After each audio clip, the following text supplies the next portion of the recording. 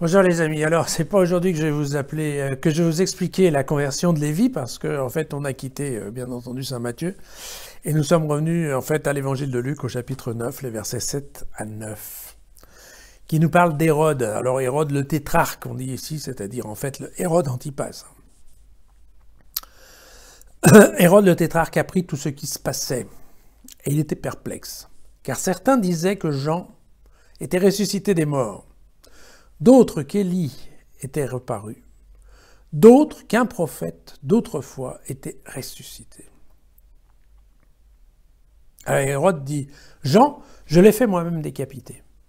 Mais quel est celui dont j'entends dire de telles choses? Et il cherchait à le voir. Voilà.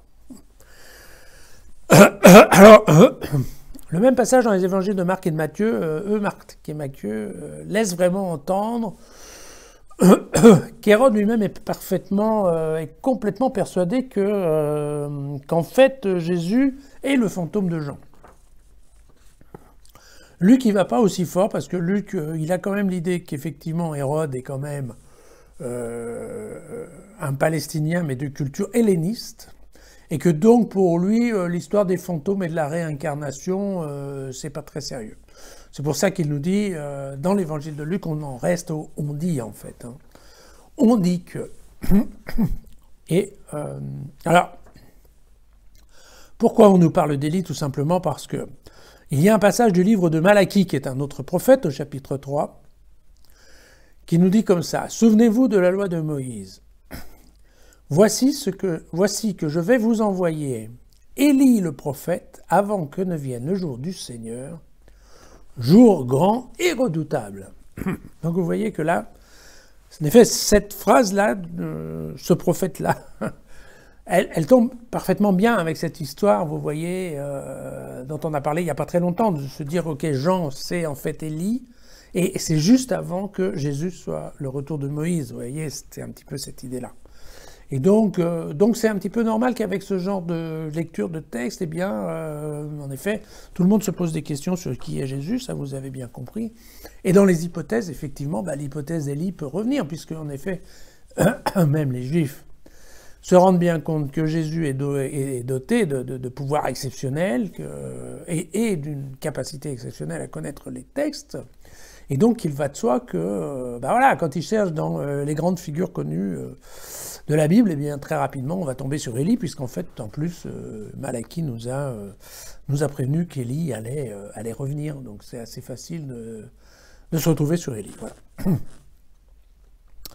Alors, en fait, une fois de plus, il convient de... Je voudrais un peu saluer Luc l'écrivain. Vous savez, je vous l'ai déjà dit l'autre fois, à propos d'une rétroprojection, puisque là, en fait, ce qu'il faut voir, c'est que, à mon avis, Luc nous introduit déjà à son verset dans le chapitre 23, le verset numéro 8, qui est donc nettement plus loin, enfin là, puisque là on est dans le chapitre 9, donc vous voyez le chapitre 23 il est loin, et le chapitre 23 il est en pleine passion du Christ, vous savez, où Jésus est interrogé par Pilate, et Pilate apprend qu'Hérode est là, et en fait il renvoie Jésus chez Hérode en disant « Ouais, mais tiens, puisque le tétrarque est là, qui se débrouille, puisqu'après tout, Jésus venant de Galilée, ça tombe très bien qu'il soit jugé par le Galiléen, enfin par Hérode qui s'occupe de la Galilée.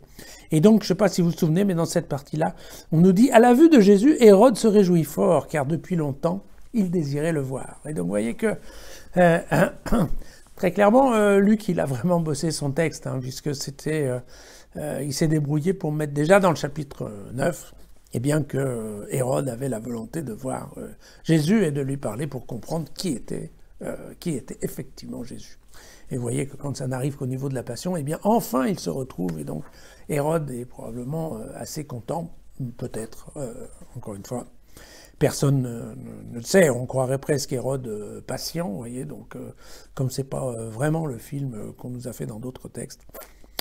Je ne suis pas tout à fait persuadé qu'Hérode soit vraiment impatient de retrouver Jésus. Voilà.